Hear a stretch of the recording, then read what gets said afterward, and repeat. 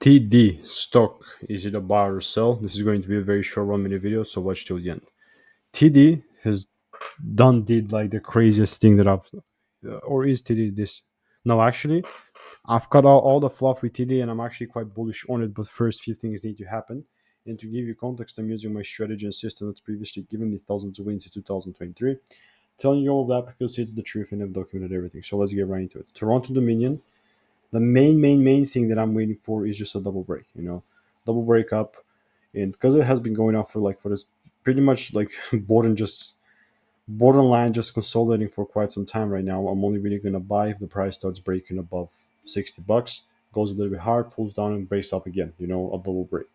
Only when a double break is when I'm pulling the trigger up, and that's that. Nothing other than that. Simply that. So for a free course, you can just check out the first link in the description. Like it's absolutely free. Here are the ratings, the reviews.